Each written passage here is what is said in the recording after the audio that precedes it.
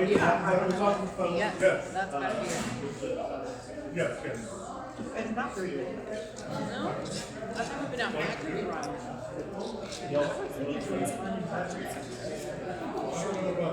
Well, there's a couple, but I'm not sure it's Friday cases. I thought it was. Well, I'm gonna put on.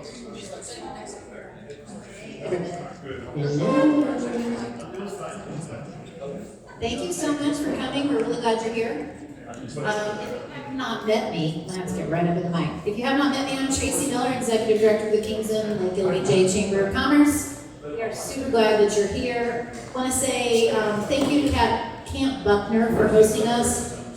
Basically a sponsorship, and we'd love to spread the news of their incredible facilities. If y'all have not seen all that they have to offer on the property, it truly is amazing. So thank you for the food and the staff here at Camp Buckner.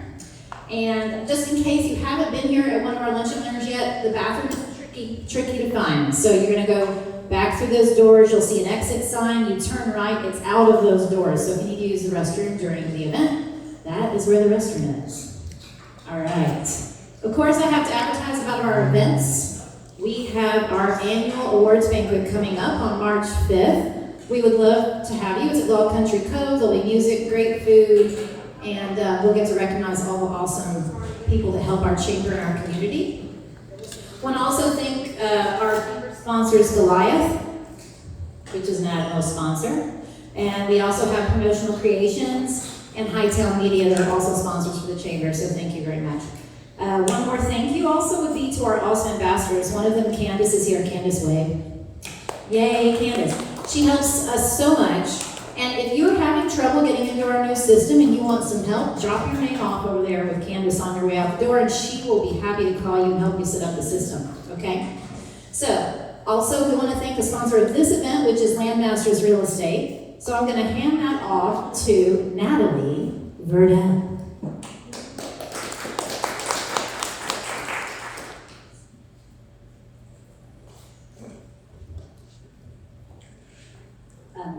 I guess Andy sent me, I guess he talks to y'all a little too much, but I'm Natalie Verdell. I'm one of the owners of Landmasters Real Estate. We're really honored to sponsor such a great event. It's very important that everyone gets to know your candidates, so we have two very respectable men up here, so look forward to hearing more from them.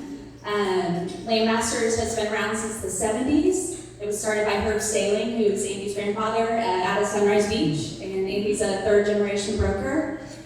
We have two offices. We have an office here in Kingsland, right next to the chamber. So if you're ever visiting the chamber office, come say hi to us. And we also have an office in Llano. We have 25 agents. Our offices are open Monday through Friday, 9 to 5, and also on Saturday from 9 to noon. Also pretty proud of our website. If y'all want to check it out, I left some post-it notes. Feel free to take those. Our website's on the bottom, landmasterstx.com. And I think that's all I have. But feel free to pop in if you ever see our open sign on. We'd love to chat with you guys. And if we can help you in any way, we would be honored. And Andy's going to come up and introduce our moderator for today.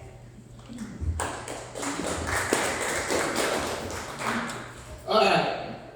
Let's get this started. So I'm honored to introduce our moderator today.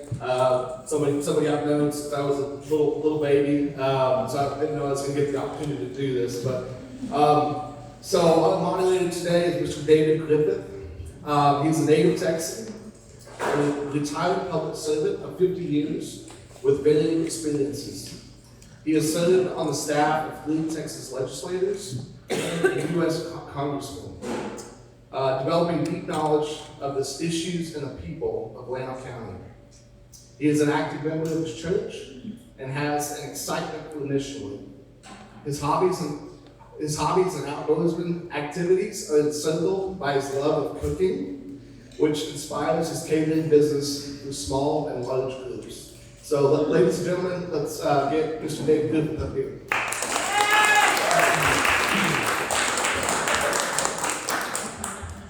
Thank you. Does the other microphone work too? Yes, they both work. You gotta put your face right to it. Thank you for the opportunity to do this. Again, I've been in public service for over 50 years and have really enjoyed my various careers. Can y'all hear me okay? All right, good. Good afternoon and welcome to this important candidate forum for Llano County Judge election. Thank you to everyone that's here and for taking part in important civic conversations. We're gathered for the candidate forum for the Llano County Judge election. As many of you know, our county judge who is here with us today, Ron Cunningham, is stepping aside as he's taken a new role with the Texas Association of Counties, and whoever who wins this primary election will be sworn in as the county judge to fill Ron's term and to take over as county judge in January of next year. The office of county judge in Texas is set by the Texas Constitution, plays a vital role in our community. Beyond presiding over the Commissioner's Court, the county judge serves as the chief executive officer of the county, helping to set policy, manage county operations, oversee budgets, and respond to emergencies. The decisions made in this office affect our roads, bridges, and other infrastructure, public safety, economic development, and the overall quality of life of our residents. Early voting for the primary started yesterday, runs through February the 27th, with the election being March the 3rd. We encourage every eligible voter to participate in this process. Today's forum is designed to give you as voters a chance to hear directly from each candidate in turn, so that they can tell you their experiences, their priorities, and visions for the county, and respond to questions on issues that matter most. Our goal is not for a debate, but clarity, so that every voter can walk away better informed. We ask the candidates to be respectful of one another and mindful of the time limits, and we ask our audience to do the same. Healthy democracy depends on civil discourse, informed voters, and active engagement. The Kingsland Chamber of Commerce mission is to support a strong business climate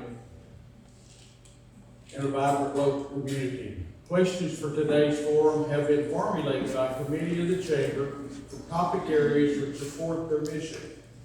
Candidates have been previously advised of the topic areas, but not specific questions, and are encouraged, when appropriate, to frame their responses from the perspective of how policies and leadership decisions impact the Kingsland and Lake LBJ area business community, while recognizing the broader needs of Llano County as a whole.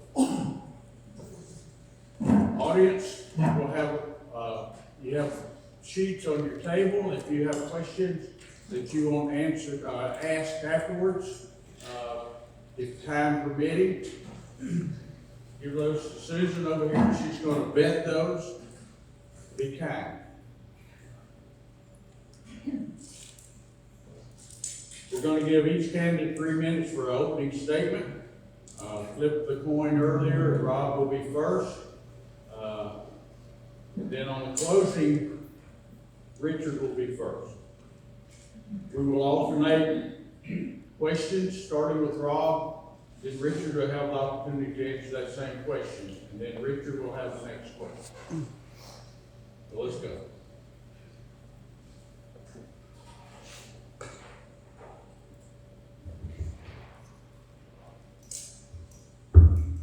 This topic is on leadership and vision. Rob, if elected, gentlemen, if elected, what is your vision for the future of Llano County? Opening statements. Oh, thank you. That's why I have these ladies keep me straight. Let's have an opening statement. Thanks, Dave. I'm sorry. Is this on? It's not on yet.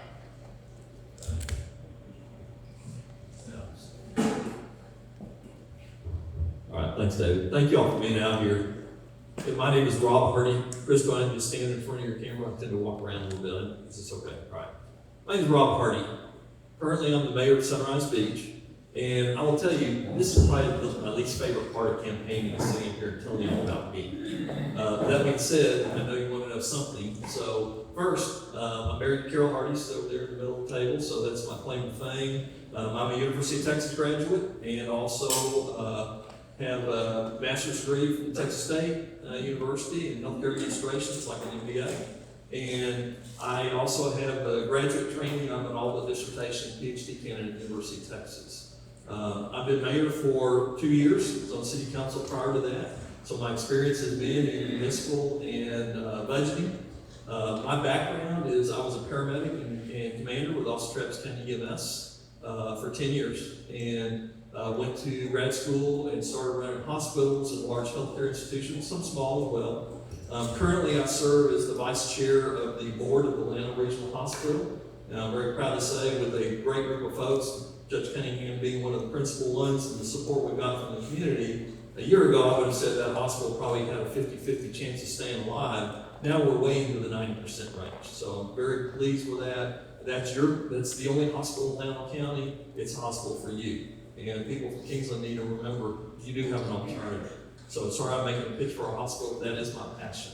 As the mayor of Sunrise Beach, I end up being the city manager because we do not have one, so I directly supervise police, facilities, the water department, just passed a $12 million bond, tried convincing 800 people to spend $12 million. Took us about 3 years to get that going, but now we are well on track to have a water system that is ready for the Sunrise Beach's future. And that actually moves into really the biggest topic, and we're going to talk about this in a little bit, which is water. Water is something, and it affects you guys as business owners, it affects people that need growth, and it's Mayor, one of 3 incorporated cities in the county. That's one of the highest priorities, and we'll talk about that in a little bit. One of the things I want to bring to this position is the ability to build consensus. Like as I mentioned, we have 3 incorporated cities. We have a lot of unincorporated areas, one that's just that way, and everybody knows what it is. It's the biggest community in our county, and I intend to meet with folks from all the city councils. Thank you for the general manager of KMUD being here. That's one of the critical infrastructure pieces of the area, and so I pledge to make sure that we engage everybody and bring everybody together and listen to whatever they need, their views and their opinions and their voices. Thanks very much. Is this Michael? I failed to mention that Tracy's keeping time. They have 3 minutes to answer. She did for 1 minute warning and a 30-second warning. Hey, good afternoon, and again, thank you all for taking time out of your day for coming here. My name is Richard Depp. I am a candidate for Llano County Judge. And I hope today that I'll be able to earn your vote for that. I grew up in Corpus Christi. I'm not originally from Llano. I did move to Llano about 5 years ago full-time. I married into the county, if you will. My wife's family has been here for an extended period of time, and I'm very fortunate that we have the property here to be able to move to and to be able to enjoy this wonderful community. I have 2 grown kids. They're both in Houston. They're on their own, living separately, so I have that to be proud of. I also am a lay minister for my church in Houston. I still serve in that role, but I do that out here. But I also enjoy quite a spiritual life here in Llano, which I very much enjoy, and enjoy what this community brings in that regard. But when I first decided to run for county judge, the first question a lot of people asked was why? And the answer is pretty simple. I met a judge about 30 years ago. I was really impressed with him and the work that went into it. I've been impressed with our current judge and the effort that he's put into it. And I really saw it as something that I would have value to bring. And I hope that that's exactly what I can convey today. But this is a very difficult job. I'm going to say a lot of things like I think and I would. It doesn't mean our current people in place are not doing those things, they're just my thoughts. So please understand that. But this is a difficult job, it's got a lot of moving parts. My history is highly accountable roles, which means that I've worked in areas where life safety was an issue for employees, public health was an issue in regard to chemical leaks and things of that nature that I had to be responsible for. I am familiar with the main roles of the county judge. I'm sure we'll talk about those shortly, so I won't go over them here. But my current role is I'm a director of risk management and insurance for an almost $1 billion company, and I think that's really set me up well for this position. I'm running because I love Llano County. I'm running because I want to serve Llano County. And hopefully you'll give my commitments today, protect our community from unchecked development, respecting the taxpayers, and make decisions today that are going to keep Llano strong for the future.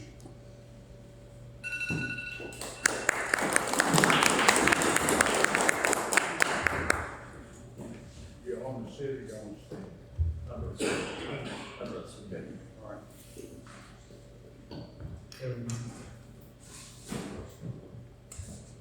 You're first. If elected, what is your vision for the future of Llano County? Really big question, David. If I'm elected, vision really has a lot to do with the people that you serve.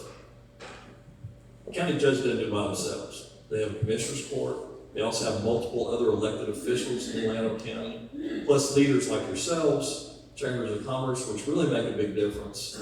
And the leaders of different agencies like LCRA, CTEC, the different water systems, and mainly the constituents. So the vision of Llano County is really how it's shaped by those folks. And let's not make a mistake. We're growing. Things are changing. What we want to make sure we do is get out ahead of things before somebody does things to us. So I'm very interested in really listening to people. I plan to, my history when I was at the hospital was where's Rob? He was probably wandering around somewhere, maybe in the emergency room, in the lobbies. I was listening to patients, and I intend to do a lot of that. It's really what do people need with the understanding we have a core value here in Llano County. We're conservative, we have great values. Unchecked growth is not in our future, I can tell you that right now, if for no other reason than our water availability. Being surrounded by all these beautiful lakes kind of gives us a false sense of security, and it's not there. So I know there are other developments planned. Growth is a big issue. Water is number one. Public safety is something I'm very interested in. I'm still I hold a rank of commander in the Sunrise Beach Fire Department in ESD 5. I still respond on calls. So I see firsthand what public safety is needed, and we're doing a good job, but we want to make sure we continue to do that. So really, those are the three big issues. The other one is to bring a rigor that's already there, but different perspective to our budgeting process. You know, I'm very fortunate in my background in healthcare. Our biggest expense in the county is generally, for any agency, is staff. And I want to make sure we have staff retention. I want to make sure we do a great job of recruiting, but keeping them is at least as important, if not more important. And that has everything to do with not just salary, although all y'all are business leaders, you know we're pulling from the same labor pool in this county and the surrounding counties. So we don't want to be in a lot of competition with each other, but we want to make sure we get people to come to our county and they have a place to live. So housing is an issue. That's another vision I have, to make sure I've heard from the school, they can recruit teachers and they don't have a place to live.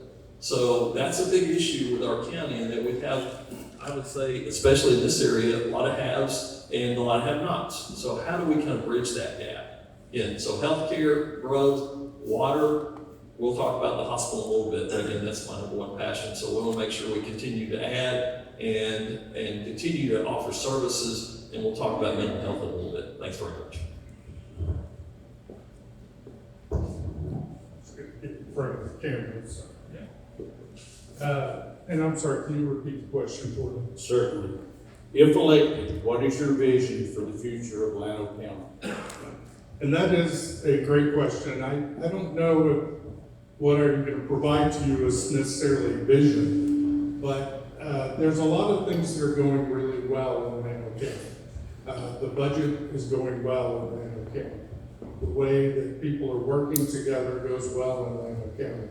I do have thoughts on how I would take the things that are not necessarily the immediate priorities, like the budget, water, and talk about those if I can.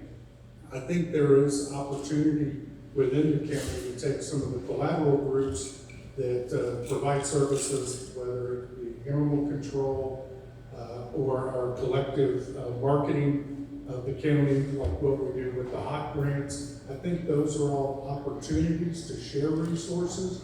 And I think one of the jobs that the county judge has is really to build that consensus amongst these different groups in order to help perpetuate that.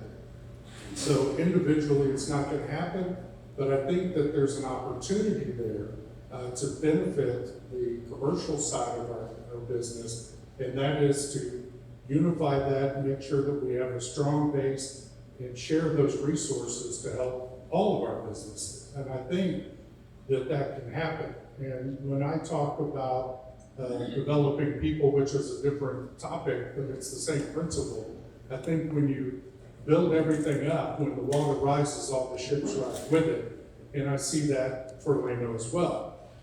If this business gets better, it brings other people to another business, and those things just naturally attract each other. So I will go outside of the normal answer and go with that one, and that's what I think I would do. But also, the first 60 days, really need to spend my time understanding the people that I'm working with, both internally at the county and our business leaders like yourselves. Because if we don't understand you, we're not going to understand how to take the county forward as a group.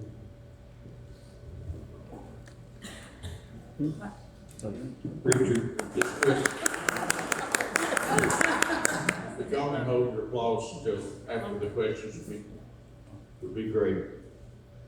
Richard, same leadership and vision. How would you foster collaboration among Commissioners Court and local governments? How would you foster collaboration among the Commissioners Court and local governments? I think that's really important because, Rob always said we have 3 cities in Llano and then the county, and we have to work together in order to make a lot of things work. Where those lines get drawn are very difficult to identify sometimes. People tend to get territorial. But one of the things that you do as a consensus builder or somebody that's working to influence others is you gotta find those key aspects, find the people that have the ability to affect them, and then develop that into something manageable that can positively affect the county. So we're gonna run into lots of those issues. I personally have already started making some of those contacts in anticipation of this role, if I was so blessed with it. But we have to have really good relationships with all the entities in the county, whether it's county, an organization like the LCRA, or municipalities, because we all absolutely positively work together. For our Commissioners Court, I really think we've got a good diversity of thought in our Commissioners Court. Each person brings something different to the table, and I think those things are very valuable, and we need to foster those and develop those. And I think I'm the right person to do that, and hopefully to continue what we've been doing.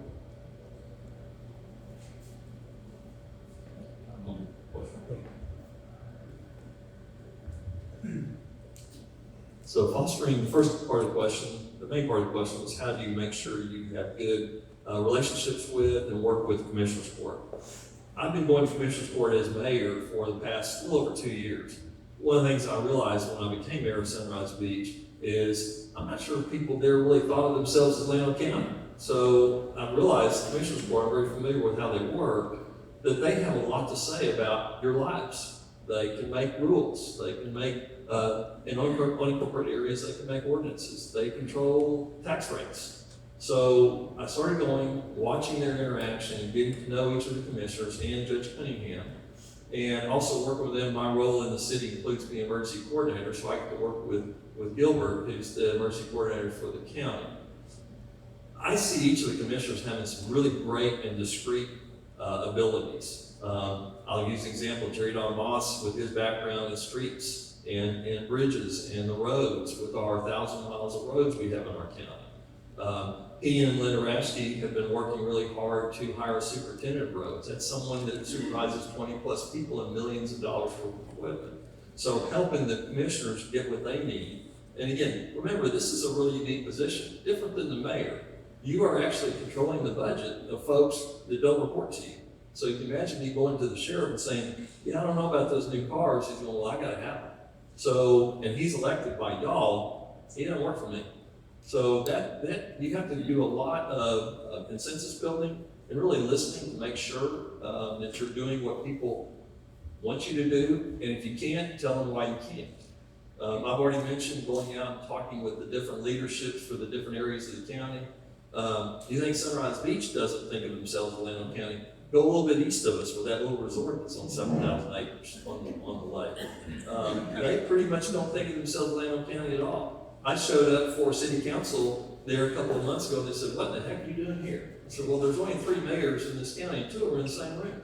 So we all have things that we can do and we can work to build consensus and we have common goals. Not always, but there are things that affect at the commissioners court level with the commissioners, and that is why it's so critical to make sure that that is a group that works together, doesn't always agree, and I've been watching it lately. Sometimes there's 3 to 2 votes, and I think that's great. I've been seeing that, and in my experience on city council, is the same kind of thing. We elected large positions in Sunrise Beach. There's 5 council members and the mayor, different than the commissioners board. The mayor does not vote except the tiebreaker. So one of the things I really had to do is make sure everybody understands, I'm gonna give you all the information you need, and you make up your own decision, and then let's have a logical discussion about it, take the passions out of it, and that's what I've seen with commissioners board. So I think that will actually be one of the easiest parts of the job, because I think we have a great commissioners board already in doing the legacy of Judge Cunningham. Thanks very much. You're up. Yeah, hang on. This is on financial stewardship. Tourism is a major industry in Llano County. How would you approach allocating hotel occupancy tax, grant funds to support economic impact and community benefit? Can we repeat that? No, I got it. And if anybody has a question about how important hot tax is, you need to look at what happened in Commissioners Court when they were discussing it. That was a standing room only crowd, folks. They can be in there discussing the last flood, but it doesn't have the same number of people.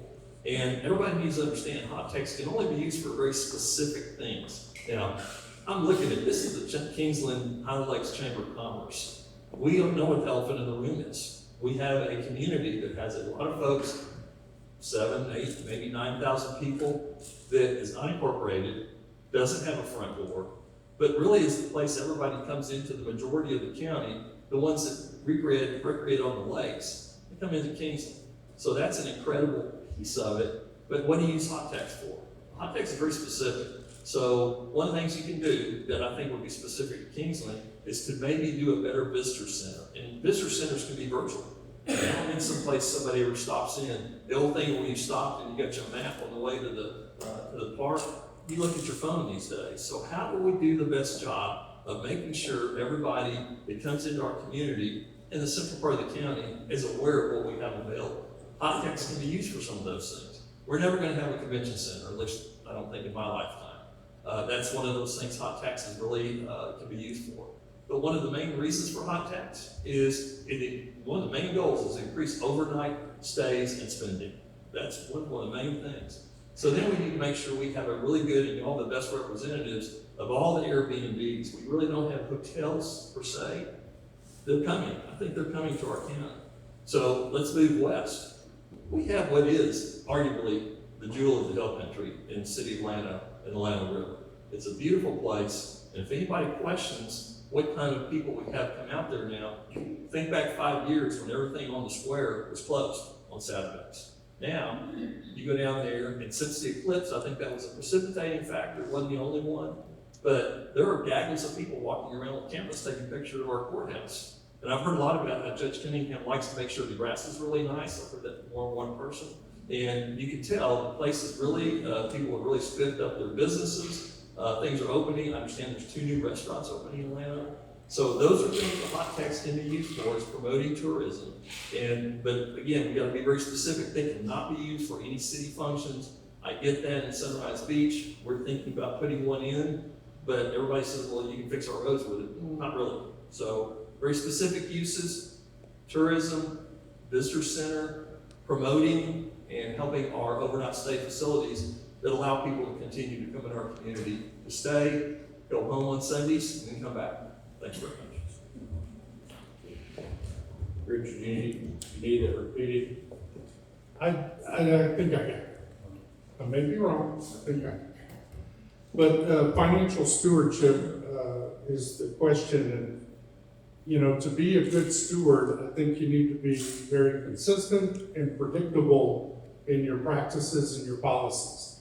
And I believe as a county, countywide, we've been that way. I think people know when money items come into the commissioner's court, the direction our commissioner's court is going to go. I'm pretty sure of that. But for me, it's a responsible and ethical management of not my money, it's part of it, but y'all's money and our resources. And we have lots of resources that are available as they. Rob had mentioned the road and bridge in that group. When it comes to financial stewardship, one of the things that we can do is maintain stuff and not necessarily go buy new things all the time. There's a cost benefit to maintaining, and I think that we can do that and be able to hold accountable to our budget in that regard. But the other part is to go in and look at the long-term objectives. So the best way to create money is to be thinking into the future. And I'm not as in tune with what the Commissioner's Court has decided years past for our future today and tomorrow. But rest assured, if I am elected, that'll be one of the first things I do in that 30 to 60 days, is to understand exactly what moves have been made, how I can support those moves for that financial stewardship. So there's other things that come up. Payroll is a big issue. I mean, your business owners, you're aware that payroll takes over probably 50% of your revenue that comes in. But we have to take care of those people that are taking care of us. We're very, very lucky in this county to have people that are not only residents of the county, but they're servants of the county. So when we do have floods or we do have fires, all of those people are getting up and they're going out to help. And I don't think that's something that you can measure financially, but those are all part of our resources. And as a financial steward, that's the direction I would go. All right, Richard, next question. What experience do you bring with public sector budgeting and fiscal oversight? Good question. So this is not my strong suit. Understand that. I'm not going to pretend that it is, but I am going to tell you what I have. So in my life in the public sector, I've been responsible for, if you're not familiar with a turnaround where a chemical plant would go through and rehab most of its operational equipment, but have had budgets of that size up to 30 million. Those are short-term projects, not long-term projects. My general budget for my department operational is about $1 million, but my purchasing effect is over $9 million a year, which I need to organize and maintain and make sure that we don't go beyond that, because that would be problematic for the company. So all companies have a return on investment. I'm sure you know what yours is. Every time you spend $1, what do you have to do to make that dollar back? And in one of the cases that I come from, that number was 5 to 1. So if I spend $10 million, the company has to have 50 million in revenue to make that up. So I have to be very cognizant of that. and make sure that that's a priority for me to understand and to deliver. You need to repeat. Okay. The question was about the experience in public sector financing. Well, again, as I mentioned, I've now gone through 3 budget cycles with the city of Sunrise Beach. The cycles are the same whether you're state or municipal. Budgets start working workshops in June. You decide, and what's always very interesting is you don't get, because in Texas, as we know, look at Proposition 1 on your, if you have already voted or when you get your ballot, as everything with property taxes. That's really important because we don't get our appraisal notices and the final appraisal until June. And that's when we have to start our budgeting process. So all of a sudden we go, okay, now we know how much people are appraised at. We know what the budget looked like last year based on that tax rate. And we know how much it's going to cost us because we've developed our budgets. So really interesting, much different than a lot of businesses. You kind of back into it. You know how much you're probably going to make. You know how much you could make, depending on what you want to do with the voters. I don't know, a lot of people understand we can actually raise taxes a small amount without asking voters, but at some point you have to ask them, and you have to justify it. So my experience has been, I've been through 3 budget cycles. At the county level, we will be starting right away into the summertime, and they have to be finished pretty much in August. And because you have to have public hearings, you present it, very familiar with how to do that. My professional experience, I have run over $100 million operations with thousands of employees. Have been directly responsible for those.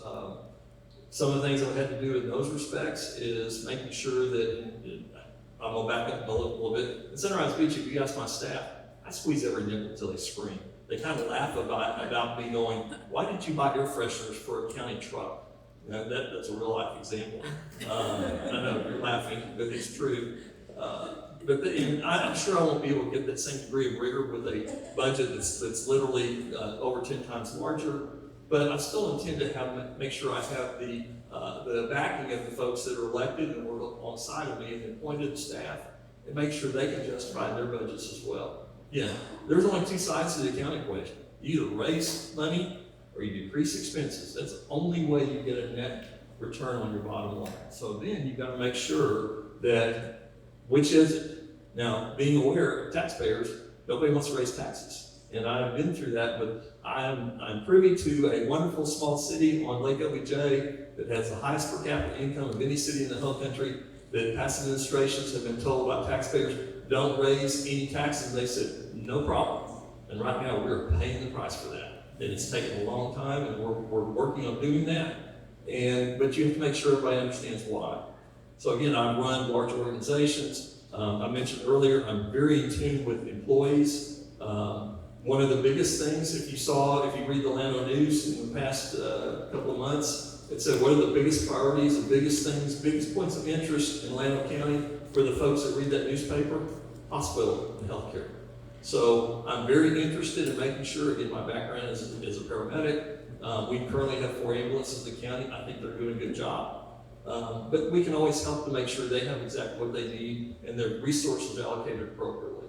The hospital is something that a lot of people don't know the county owns, but again, I'm very intimately aware of that, and to make sure they have the resources they need to continue to provide a service that I've seen studies that actually show every dollar spent in a hospital because of staff and vendors throws back $7 to the community. So I'm going to make sure that stays open as well. Rob, this is on growth and infrastructure. How would you balance development with preserving the county's rural character while supporting business sustainability? And those go hand in hand because our county's rural character is what brings people here in the first place. I mentioned we are the jewel of the hill country. I'm convinced of that. My wife and I owned out here, and we're part-timers for a long time. We're lake people. We lived on Lake Travis, and we love the rural community, and that is what brings people out here. With that being said, I've been following very closely what's going on in Bernie with battery plants, and there's other communities. If you know, I think it's in Hays County. They're right now debating, I think as we speak, a battery plant, and there are a lot of folks out there that, of course, what are the biggest things? These data warehouses in the state. First thing we need to worry about is, do we have the water to support any kind of growth or infrastructure? A lot of y'all may not know, LCRA has pretty much obligated every acre foot of water in our lakes already. And that's the city of Austin, to our surrounding communities, downstream users. So we need to understand we have a limited ability to get more water from our lakes. Now, I know that there are developments and there are developers looking at us with a laser focus right now. There's one I just heard of yesterday that's just south of Llano that's going to be coming in. It's in an unincorporated area. How do we manage that? We work with those developers to make sure they understand our priorities, that we want to continue to have our county to be the beautiful place it is. At the same time, not discouraging growth, but managing it in the right way. We're still looking at, there's some places on 2900 between here and Sunrise Beach that probably this has been going and coming for the past couple of years. Nobody's going away because this is a place that everybody understands is a beautiful place. People come out here. I mentioned the eclipse. That was a real eye-opener. People came out here, looked around and said, oh my goodness, this is a beautiful place. I want to live here. So how do they live here? So growth really in our county has to do, number one, with tourism, because we're never going to have data centers. I'm surprised nobody's talked about the high tension lines. I'm not talking about the ones that they're doing for maintenance through Kingsland. I've heard all the people beat up in arms. That's just maintenance, folks. But we're talking about the very large transmission lines that are going on in counties just north of us. And the Commissioner's Court took a stand probably a couple of months ago and said, we don't want them here. And they did that with Burnett County, which was great. That's what we need to do. But people are still coming here. So making sure, and y'all as a chamber, you have that charge. How do you encourage growth? What does the growth look like? And how can we engage our not only elected officials, but the taxpayers in this? And I still think a lot of it comes down to making sure Llano is seen as that beautiful tourist place people come to see our downtown square, to enjoy our restaurants, to recreate on the Llano River, and come here in Kingsland, we're in Burnett County now, I understand, over there, and making sure that people come here to enjoy it. Thanks. Do you need the question repeated? Yes, please. How would you balance development with preserving the county's rural character while supporting business sustainability? And was the term you used jewel, hidden jewel, or? But the truth is, this area is wonderful. And it really is where everything kind of starts, I think, when people come into Kingsland. I mean, Rob mentioned it earlier, I'm not trying to take that. But when people come into the county, this is where the rivers and the lakes and everything kind of starts. And I think, you know, we already have a competitive advantage by what is in Kingsland. It's here. And so tourism obviously is a big thing. I believe that is the way for us to go. We have the infrastructure to support that with the BBROs and the other type businesses that are here, because they're already set up for the amount of water they're going to use. They've got electricity, they've taken up the land already. So having people come through those is beneficial to us all. But in addition to that, you know, we've got so many natural assets in addition to the water. I think it was Texas Parks and Wildlife that promoted Llano County as being in the top 10 for natural beauty and places to go to. And as if people didn't know that already, now more people are going to know about it. And the good news is the people that are coming from Austin and San Antonio and further, the people that are going to spend the night here and spend money at your businesses, those folks are coming in as families, and they're coming in as retirees. And those are really people that we would like to have come here and ultimately to stay here. But as far as how things grow, I think, 2 years ago, there was a developer that just popped up in Llano County one day and decided they were gonna split up and subdivide a piece of property and start selling it. And the landowners absolutely went berserk. Took that to our county commissioners and to the commissioner's court, and they were able to stop that at the time. I don't know its exact status today, but we have to be able to manage change appropriately. And someone mentioned earlier, talking, Llano County's on a giant rock. You can't get water out of granite per se. Yes, we do have groundwater, but it's not quantifiable in a real manner. And so we need to really understand what we have before we can add things to it. And I think that's the important thing, is knowledge in this case, because we know it's here with the surface water. We don't know what will be there in next month, but we know what there's. Hey, Richard, this question's for you.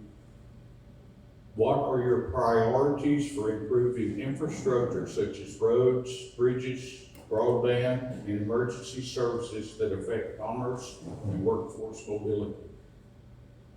That's a big question. Yeah, that's a big question. So, can you repeat it? Sure. What are your priorities for improving infrastructure such as roads, bridges, and broadband, and emergency services that affect commerce and workforce mobility? So, with broadband, I think is an interesting idea. I mean, it's not a concept, but having that broadband available, and there's a couple of options that are available. I don't want to go into them specifically, not because I'm being coy or trying to hide something, but I don't want to lose the county's bargaining position if we wanted to go down that way. But there's some real good wireless services and technology that's available. They used to call it a last mile solution, but now wireless has expanded to such a degree, we can actually cover the county with towers instead of having to run fiber everywhere. But there are some excellent solutions out there. I've talked to Peter Jones about it. He has been looking into that. And I think there's some really good opportunities there for our future in regard to broadband. Then the first part of the question was? Your priorities, what are your priorities for improving infrastructure such as roads, bridges, and broadband? And so on the road and bridge, we have a modest tax for that. It's not very much at all. And I think we do an excellent job managing that. Just driving through as an observant person, looking at our roadways and our bridges, they're in good condition. But the most important thing is the people that are doing that work. Because if you remember back in July when the water came down, we lost a couple of slabs and they were not able to be crossed. And as soon as the water receded some, our teams were out there. I say our teams, they're not mine, they're the county's teams that were out there getting those things fixed quickly. And they were able to do that because they had the resources to do it, they had the equipment to do it, and they had the training to do it. And I think we've really got those people set up in a good position. The last part of the question was emergency services. And even though some of our response times may be questionable at 11 minutes, I think is an average. When you're in Kingsland, you're going to get a little bit better service in that regard because you have people here. But there's always room for improvement in those. We can always have another ambulance set up. I mean, we've just got another one in the Horseshoe Bay that'll serve both counties. But there are opportunities there and for improvement, but there are also opportunities for us just to communicate better as to what kind of services are available, what the expectations should be. Rob, do you need the question repeated? Please. What are your priorities for improving infrastructure such as roads, bridges, broadband, and emergency services that affect commerce and workforce mobility? Roads and bridges, Richard was absolutely very eloquent in discussing some of our issues. We have about 1,000 miles of roads, and a lot of us in this part of the county don't really think about it as much because we have good bridges. But as someone that stood on their swim dock and watched the 2900 bridge wash away in 2018, and realizing all of a sudden there are communities that were cut off. They were now 45 minutes, sometimes an hour from getting somewhere, especially back and forth. We mentioned the slab roads, so out west of us, and the city of Llano started to address this. They're ways away from doing that. So if you go across the bridge on 16 in the city of Llano, it's another 20 miles plus before you have there's really not any other bridges. There's 3 more slabs, and whenever the water comes up, more than a couple of feet, they're impassable. So those communities are cut off. And I don't have a good solution for that. Build big bridges, I don't think that's an answer either. Actually, one of the slabs has a bridge that actually did pretty well through these floods, but the water doesn't have to come up much to cut that off as well. So it's really tied to emergency services. What do people need transportation for? They need to be able to get to their resources, groceries, gasoline, diesel. Farmers need to be able to get to their cattle. How do we make sure those things help, and what can we do for it? So again, my background is emergency services and public health. I'm extremely aware. I read the ambulance reports from Hamilton EMS. Many of y'all may not understand there are actually only 4 ambulances in the county that's about the size of Travis County, and I think they operate at 40 ambulances at any given time. Obviously, much different population base, but the point is, in Kingsland, the ambulance there sometimes can run more calls than the other 3 ambulances put together, or at least get close. And that doesn't even count the times when they're out, somebody may have to come from somewhere else to cover Kingsland or to respond. So those are big issues. Continue to work with emergency services. Let's make sure we really haven't talked about mental health. A lot of their calls are maybe calls they don't need to be going on. So how can we make sure we have services available to folks out there that they call 911 for now that maybe we can do with lesser or less expensive resources. Broadband, I've worked very closely with Peter Jones. We live in a community that is very difficult to get broadband services to. And the infrastructure, and I know we've just actually there's some big grants that come down the pike. It's going to be a while before we can access them.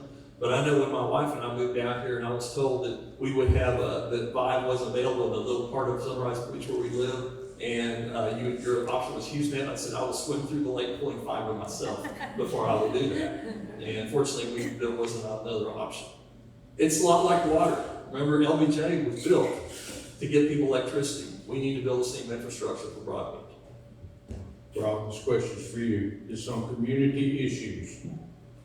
What are your priorities related to public safety, law enforcement, and the sheriff's department? Well, I've mentioned my background in public safety, but specifically regards to the sheriff's department, I've always been a believer in the places that I've served, the places where I've worked, is you give the people that actually do the work the resources they need and get the heck out of their way. Now, they may need advice. They may need some constraints as to, we probably don't need a armored SWAT vehicle, but not that that's been an issue. But I've seen that in other counties where they just default to things like that. The main thing is making sure from a law enforcement and the sheriff's office is that Sheriff Cantu has all the resources that he needs with his staff to make sure that he's fully staffed. As you may know, he took over a couple of years ago. His staffing has been kind of up and down. I know there for a while, last year, we were down to 4 deputies covering the entire county at any given time. And that's a little scary. A lot of people don't think of it that way. Remember, we do have the elephant in the room that y'all represent a lot of, which is Kingsland. Those are the majority of the sheriff's department calls. How can we best give them the resources? I go back to what I said about mental health. They run, I think we have right now 1 mental health officer. If you can imagine that, and of course, they spend all their time in Kingsland. Not that there aren't any other issues in other places. It's just that's the majority of their calls. So we need to make sure that Sheriff Cantu has the resources that he needs within the constraints of the county budget. But next to water, public safety's got to be right up there at the top. I mentioned my background in EMS and my rank in the Sunrise Beach Fire Department. We're going to have emergencies out here. I know when Judge Cunningham took over, he got to inherit the 2018 flood like that minute. That had to be something. I'm sorry, Ron, I just can't even imagine. Then he got COVID, not him personally, but he inherited the pandemic. And then little things like Snowmageddon that shut everything down. And I'm talking to his wife, she said she never saw him, which I get it. He's at EOC the whole time. And that's part of what's going to be very important to whoever takes this job, is being able to manage those emergency services on a routine daily basis, as well as when emergencies happen, and they will in our county. We live in a beautiful place. Y'all do remember what happened last July 4th, and that was mobilizing people like we've never seen before. Now, they've been through disasters, but we woke up on July 4th and said, what the heck's going on south of us in our sister county, Burke County, in Gillespie County? And one of the first things I did as mayor of Sunrise Beach is I called LCRA and said, what do you want me to do? The lake's gonna come up. What are you gonna do? They said, we got 25 people in the room, can't make a decision. You need to do what you need to do. So I immediately closed all of our boat ramps because I knew something was coming, but wasn't exactly sure. But I want to make sure people are not on the lake. So those are really high priorities. You have to be very much in tune with both the ESDs, the emergency service districts, the fire departments, the sheriff's office, Hamilton EMS, and all the volunteers that staff all those. The CTEC came up, all those things are incredibly important too. You need the question repeated, Richard? If you don't mind. I do not mind at all. What are your priorities related to public safety, law enforcement, and the sheriff's department? So all of those things are vitally important. Public safety and sheriff's department, they kind of go hand in hand, but there's a couple offshoots. But ultimately, the people that are out there doing the jobs that you and I normally don't do, they're putting themselves in harm's way. Paramedics are in harm's way. Our sheriff's department is in harm's way. But all of those folks really need the best equipment that we can provide to them. I would support that all day long. I think the teams that are out there, whether they're driving an ambulance or a cruiser, they deserve our respect to give them what we can. Sheriff Cam 2 has been making plenty of changes. I think the community's been very responsive to those.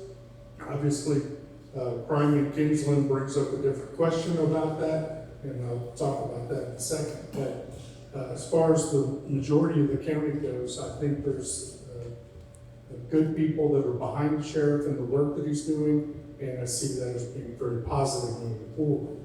But in regard to the Kingsland area, I think it's, and correct me if I'm wrong, I believe it's about 4% of the budget that goes to supporting law enforcement in the Kingsland area. And that's significant. I mean, there's more crime here than there is in some of the other places. But it's also the closest place to some of the areas of our state that have more crime. So they come here first. Criminals are weak that way. They go to the easiest part. And that's why it's very important for us to make sure that the county, the sheriff's office, has the resources they need to be able to serve you appropriately. And I think you would all agree with that. Was there another part of the question that I neglected? No. Because I will yield my time. Priorities of public safety, law enforcement, and the sheriff. I'll leave it at that. Okay. All right, Richard, we're on community issues. How should the county address housing, affordability, and workforce development challenges impacting employers? Well, there's lots of good questions coming out today. So I was just amazed one day, and the realtors in Llano, please don't correct me, but there was a house for sale not too far from Landmasters that was asking for about $300,000 for the home. And it was a nice home. It was a nice, quaint, comfortable home. But $300,000 is an amazing number. And I don't know how many of the people that worked in Llano would be able to afford such a thing. Because this was a modest home. This wasn't something that was extravagant on the river. And so with that, it got me thinking quite a bit. And I went and looked up some of the data. Over the past 4 years, we've had about a 3.5% growth in the trades that are coming through, and more jobs are opening up for these folks. I think we had a 30% increase in salaries for those people that are involved in like installation, maintenance of equipment and of things. So those jobs actually play right into Llano's hand as a area that is leasing a lot of properties, renting properties, and the elderly community that can't do all of the work themselves. So having these people here and making a better living is good for us as a whole. And I think that's just the beginning of where this tails off later by starting better pay for people doing jobs that are necessary. The other thing is the hospital. The hospital is often the center point of a community where those jobs really affect the other people outside of there. And so I'm very happy that the hospital's expanding not only to with the CT scanner, but also with the office, the primary, not primary care, but emergency care office. Need to repeat? Please. How should the county address housing affordability and workforce development challenges impacting employers? Affordability is a big issue. I didn't mention I'm also a licensed realtor, so my apologies to the real realtors in the room. I don't do a whole lot of it, but I do have a license. So I do understand what they're going through. And also as really a hospital person, and actually I was the acting CEO there right when we took it back over, realized very quickly, and we knew this already, especially in the city of Llano, but even out here, affordable housing is an issue. I talked with the superintendent of schools. They like to recruit, they have holes in their teacher ranks. They can't afford to live here on their salaries. There are grants and there are ways to help subsidize those. And I'm sure the county, they're really good at looking at those things, but I intend to continue to build that rigor into looking at what kind of outside things can we use to help affordability and for housing for those folks that we need to be here in our county. Super interesting in our county. I don't think it's very unique in that in Kingsland and certainly where I live, in a lot of Horseshoe Bay, you have a lot of folks that don't live there full time. They have expensive homes, they can't homestead, they can't affect taxes. But we want to make sure they understand that supporting affordability, because anybody who's tried to get a tradesperson to Sunrise Beach or Llano or anywhere else, you are kind of flipping a coin to see what you get.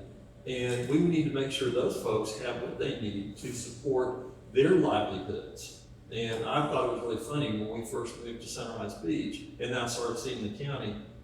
I could tell, number one, where the good restaurants are because it was the trucks with the lawn equipment in them. But there are more of those trucks coming into Sunrise Beach than residents. And now what we're seeing is more construction. So we want to make sure that those folks will have to come in. We have a house across from us that's being built. Those people are staying at a hotel in Kingsland and coming in from San Antonio. So there's no place for them to live. The house has been under construction, don't laugh, for 3.5 years. Yes, it's almost finished, but that's a whole other issue I'll tell you about later. But affordability in housing, it is a big issue. A lot of people don't understand the city of Llano has some of the most expensive real estate on a per square foot basis. We certainly have it in the central and east side of the county.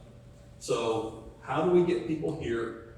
Number one, what are the resources? Hospital is a big piece of that. I'm going to keep coming back to that because it's a big thing for me. We are building a clinic. We hope to open in a couple of months. One of the things with the clinic is we have a huge deficit for primary care. But you know what? We got to have people to staff that primary care place, and where are they going to live? So as we build a hospital infrastructure, we got to have a place for skilled folks to live.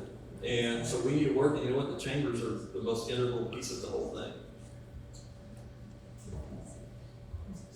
Good? Audience questions?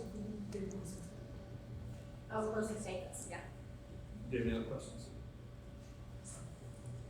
Don't we have- We're at 1 o'clock, so I'm thinking closing statements. Don't we have another set of questions on emergency? Oh, Emergency management, don't have time? Okay. All right, we're gonna go to closing statements. Okay, Richard, you're first.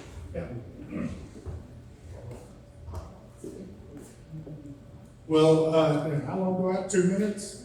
3 minutes. 3 minutes. 3 minutes. Okay, well, I'm going to use the first part really to thank Rob.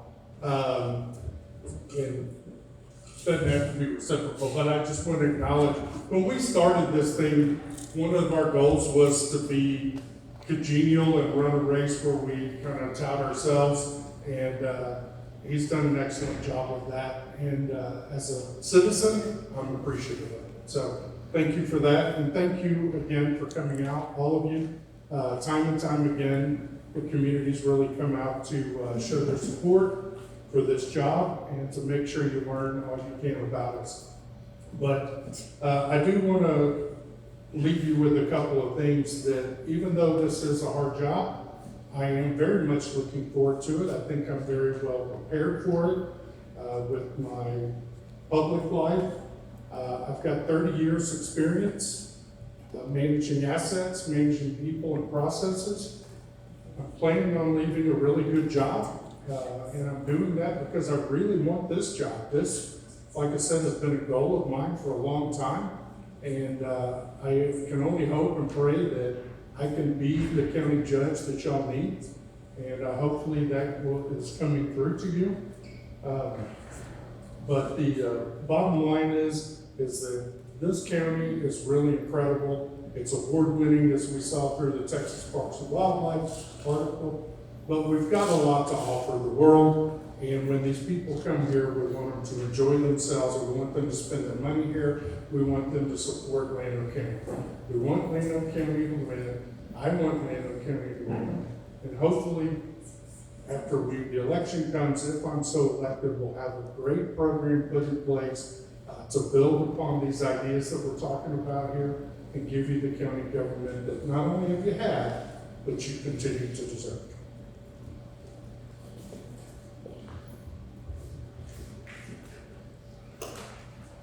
Well, thank you, Richard, for those comments, and I would echo that. I have run a campaign that was not so congenial, unfortunately, not on my side, but we'll leave that as it is. Again, I'm Rob Hardy, and I've not been thinking about this job. In fact, when Judge Cunningham announced his departure, the first call I made the next morning was to him, saying, "Are you sure I can't talk you into this? Keep going." It was very interesting to hear his take on it and what a wonderful place this is. I have prepared for this. I didn't know I was preparing for it, but I've been running a city very similar, different in size. I always say size is different to complexity. Sometimes, right now I have 800 bosses out here, at least 24,000 kind of go through people to get to you. But my cell number's on my mayor card. Sometimes I've regretted that. I'm not sure if I'll do that with the county. But think about what kind of things that, Richard will be fine, and I think I will be a good judge as well. I am prepared. I've been doing the same type of work. I've been running large corporations. One of the things I do is I build consensus. As I mentioned, I really would rather give people resources, advice, and get out of their way and help them do the job that they are paid to do. I can't tell the guy that drives a maintainer how to do that. He's 10 times, 1,000 times better than I will ever be. So I want to make sure that I will build consensus. I will make sure all parts of the county, one of the things I've neglected, I'm looking right at some of my friends from the Talbot Cannon area, we've neglected them. I'm not saying anything about them, but all parts of our county are equally as important. People out east of us, they don't even think of themselves as Llano County. Again, as I mentioned, I showed up at the Horseshoe Bay City Council, and they really wondered why I was there. Fortunately, my friend Bud Kelsey in the back of the room, he hosts a men's group out there that I go to. And those are folks that actually understand their role, the greater role in Llano County. But it's not just our county. Yesterday, we were very fortunate to participate in a luncheon put on by the Star Republican Women. Got a nice visit with Senator Pete Flores. I plan to spend, as Judge Cunningham has done, time at the Capitol. They need to hear what our concerns are in Austin. They want to make sure that we're happy out here and we have what we need, but unless we tell them, they won't know. We are seen as one of the nicest, most beautiful places in the state, the greatest state in the country. And we want to make sure that we tell people our message. Chambers of Commerce, I can't tell you how important you guys are to this mission. So again, I've prepared for this. I've been an emergency service district commissioner. I've been a board of health commissioner. I was the president of the Georgetown Rotary Club. Service is what I do, but I want to make sure that the people that also do service have what they need. So thanks very much.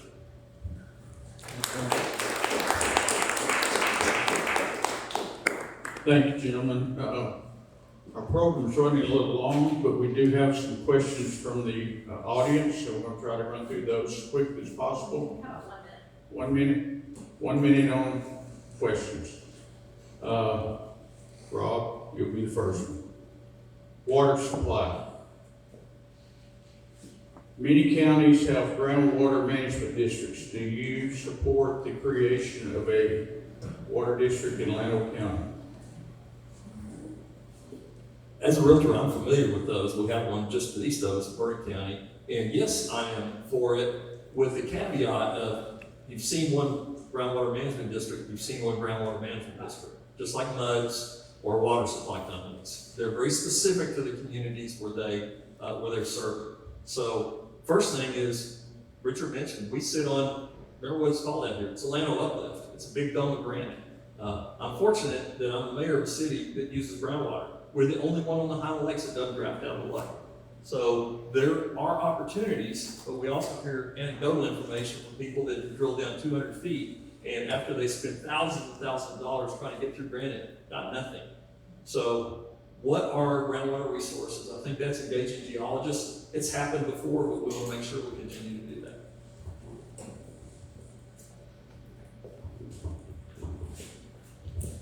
Excellent question. You want to read it again? Sure.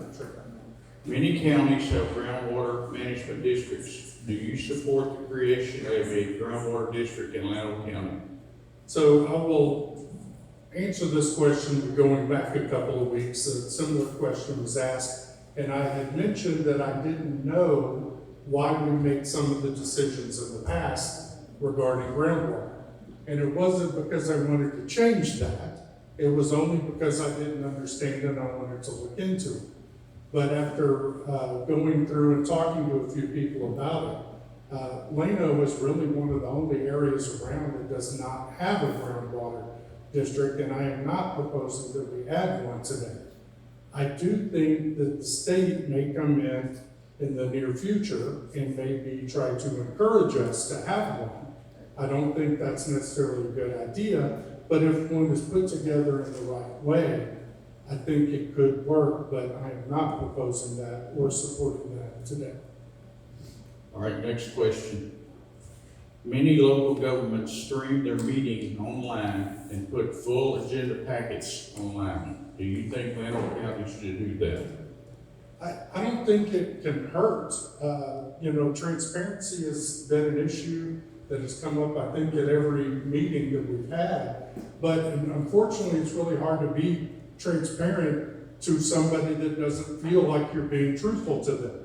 And so that's the hurdle to get over is, will people believe the things that we're telling them because we're allowing them into the meeting either through Open Meeting Act or just streaming them? That's the trick, is how do we get people to have faith in us again? Because today they just don't have it. And I think that's the challenge.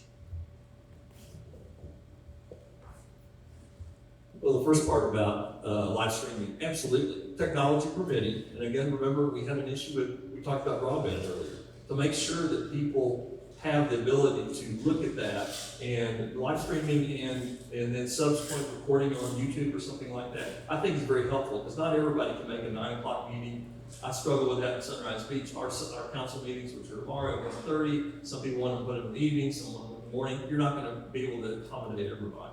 So that's a critical piece. What's the other part of the question? Okay, so so broadband is making sure we live stream. Oh, about publishing agendas, that was the other part. So we have struggled or looked at publishing agendas. Part of it is interpretation. A lot of it is raw data. So look at consent agendas. If you don't know what you're really kind of looking at and have somebody kind of explain it to you, it can be very difficult to interpret. And unfortunately, what happens is people interpret it the wrong way. So I'm open to what citizens want, with understanding we have to interpret most of it. Okay, Rob, this is for you. This is on economic development. Would we be able to use economic development funds to build affordable housing in Llano? I'm thinking for teachers, nurses, etc. Well, I know as someone that has personally used the EDC in Llano for the hospital, they don't have a whole lot left, but they're building it back up. And certainly, economic development, really their focus and their mission is to build businesses that bring more revenue, tax revenue, because that's where we get the majority of it, into our county. So again, I'm going to go back to affordable housing is so critical, but there are areas where we can maybe concentrate on, okay, what are healthcare, like HOSA, health occupations, I forget the rest of the acronym, but it's the high school healthcare focus groups, and they have other ones that are specific to trades. So how do we make sure that we have availability from EDC's funds? And again, that's going to be an EDC committee decision. They're the ones that have to decide where they go, but they can have our input with it.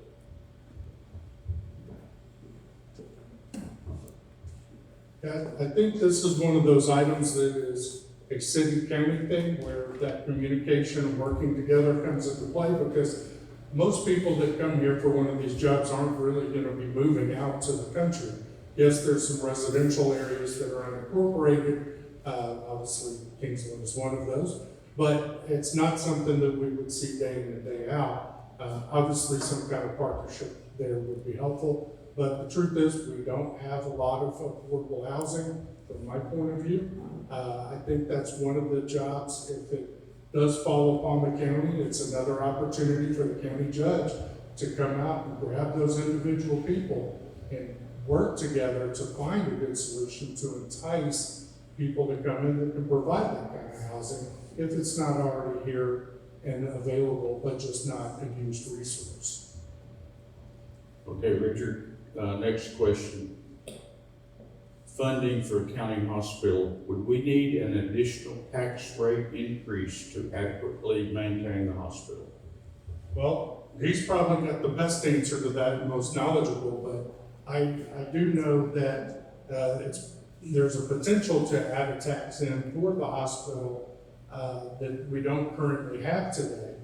I'm in favor of getting our hospital up to speed and providing a lot of the services that Rob's talked about. I mean, these things are important to the community. I mean, I spoke about them already, but I can't support that enough. So whatever we can do to support the hospital and the service they provide, I'm going to do.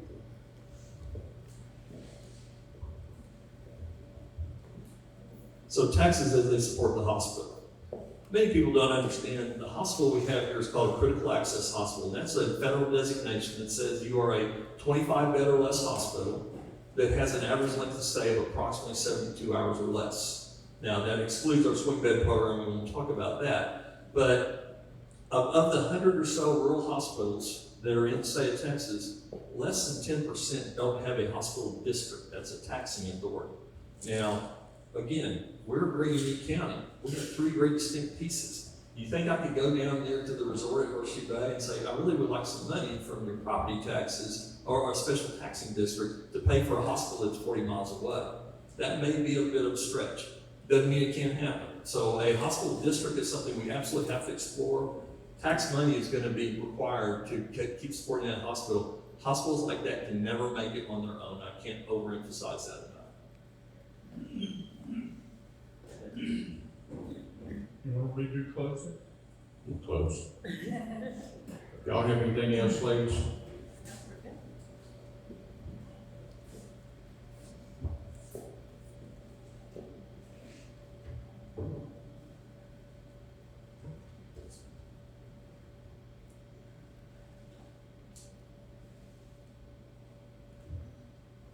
Thank the candidates for being here and sharing their time, perspectives, priorities for the county. As a reminder, early voting started yesterday, runs to the 27th. Very important decisions to be made. I want to thank the Llano County Elections Office for Llano voters. You can go to their website and get a printed ballot, so you know exactly what you're going to be voting on and who you're going to be voting for.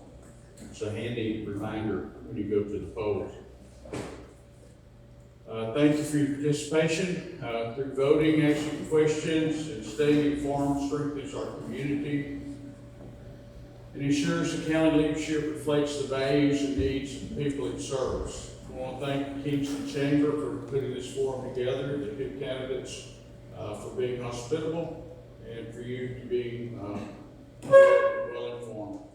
Thank Count Buckner for the meal and the hosting. We appreciate your time and attention today, and you are dismissed.